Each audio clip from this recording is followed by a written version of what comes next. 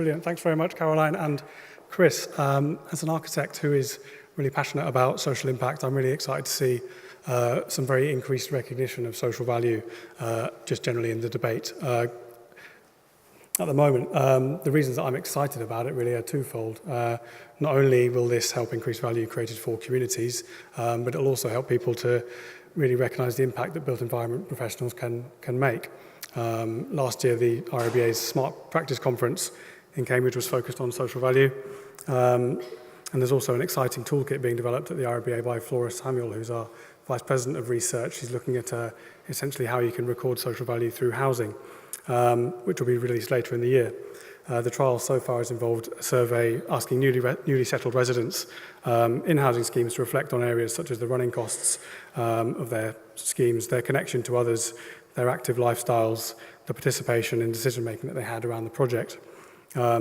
So this toolkit is featured in the UK GBC's recently launched, actually today's launch of the Social Value Actor and Resource Map, and will hopefully dovetail well with the National Social Value Task Force Tom's plugin for real estate, which also looks really good in terms of beginning to define these things. Additionally, it's worth mentioning, since we're in the RIBA, that they do run the Macewan Award, which is an architecture award specifically aimed at socially important projects. And some of the projects I'm going to take you through have been recognised by that jury. So really to help the conversation flow a bit tonight, I'm going to quickly share 4 projects that I've been involved with some of them and not in others, with some quantifiable metrics around social value and others not. As an architect running a small practice, I've got a passion for doing the right thing.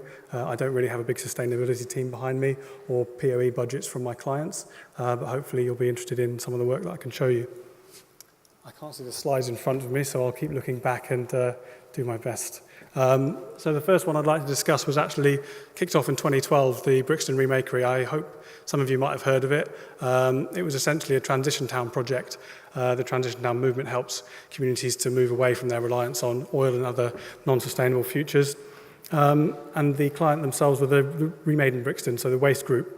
Their brief for this derelict garage you see above you was to create a centre for enterprise training and community projects based on the reuse of waste materials. They were aiming to bring new life to 200 tonnes of waste every year, including furniture, bikes, wood, tools, musical instruments, and much, much more. As you can see, the site was a relatively dingy, dark space. The big challenge for us as a small charity was saying yes to the project because we knew it was going to take quite a lot to get this through planning and to get building control for it. But we knew that actually the right people were behind the scheme, and a local councillor, Steve Bradley, had actually given the Transition Town guys some funding and the ability to access the space and signed a 15-year lease, so that was good enough for us, and we got on with the project. We started out with about 18 months of community consultations with a wide range of people from across the community in Brixton and a lot of the local artists and makers to really trying to find out what their vision was for this space. We came to the understanding that whilst they had some very specific wishes for certain types of workshop and certain types of makerspace, none of them could really agree on it broadly, so actually we had to just keep it flexible. We had to design as many spaces that you could actually change later down the line, and we eventually split the space directly in 3 for the workshop, the storage, and the reception education centre. Once the agreed plans were sorted out, we did do a number of consultations, as you can see, and then came to essentially the discussion on procurement choice. Now, the team really wanted control of the site throughout the build. They wanted to keep build costs as low as possible. They had £100,000 from Lambeth as seed funding, and they had 1,000 square metres to convert, so you can do the math. It's not a lot of money per square metre. What essentially we did was embark on quite an ambitious self-build programme with volunteers coming from both Lambeth and Southwark councils, as well as the Greenman Skills Centre, the Job Centre, bounce back schemes and community payback schemes. And the best piece of advice really for managing a team of volunteers that large is to make sure that you've got very clear programme for the volunteers, very clear windows of work, invest in additional site management, and make sure that you've got a protracted programme or at least a flexible programme, because it did take longer than we were expecting. However, the Remakery is open to this day and has actually been a thriving business. It's generated a lot of small businesses out of the back of it, and it's essentially taken on some private contracts as well as lots of public contracts. It's an exciting place to go and visit. There's lots going on there, so I do encourage you check it out. When we signed up to do the job back in 2012, we did say, well, is this really a scalable enterprise, or is this just one thing happening? Now, there were 7 other derelict garages along Powlett Road, and they're all still garages. But there is a remakery in Edinburgh and Frome and in Somerset as well. So there's quite a few popping up, Swansea in fact. So yeah, we were happy with that project and the outcomes it brought. Onto a project more recently and actually very temporary. The Old Vic have a community company, one of the largest interactive theatre companies in London. The community company essentially formed in 2013 to bring together Londoners from every background to get involved with community theatre. They came up with a show, Rise, written by a professional playwright, Deirdre Kinahan, which was really a response to Londoners' hopes and fears about the environment. The performance itself involved over 200 actors, many of whom would be kind of constantly moving across the stage. They had a big space where they were training for the performance in Southwark and preparing. We essentially had to prepare a structure for them that would sit in Waterloo in Millennium Green, just opposite the Old Vic. You might know the site. And the resulting design was essentially a 17-metre cube with a pitch set to rise above the stage so that you could actually get a second level for the cast to perform, because there were so many actors involved with this thing that actually there was the same number of audience members as there were cast members. So you had 200 people on the stage and then 200 people in the audience, which made for quite an interesting look during the show. We achieved that with a scaffolding system, and then with some very simple tarpaulin that we clad the building in. We also decided to print the letters as large as we could, 2 meters high on the side of the show to give it some identity. But the key thing about this was, because it was only going to be there for essentially 10 days, it had to be completely reusable, rentable, or something that could be returned to another use. And that is something we managed to succeed. We used IBC's bulk containers, which meant basically the foundations were solid liquid boxes that would weigh about a ton and stop the thing from blowing away. And yeah, rather a successful show in the end.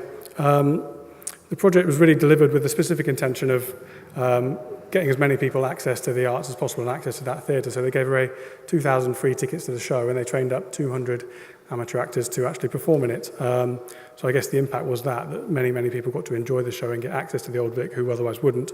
And then many of the 200 newly trained actors actually went on to set up their own independent theatre company, which performs in London to this day. Now I'm quickly going to talk about Mark Lake Court. I'm not sure if you're familiar with this scheme. It's nothing to do with me, but I do really appreciate it. It won the Macewan Award a couple of years back, and it's actually a really good example of community-led regeneration of a housing estate. The Leather Market Joint Management Board established their own community benefit society and really wanted to find a sustainable way of creating generally affordable homes for the Kipling estate in Southwark.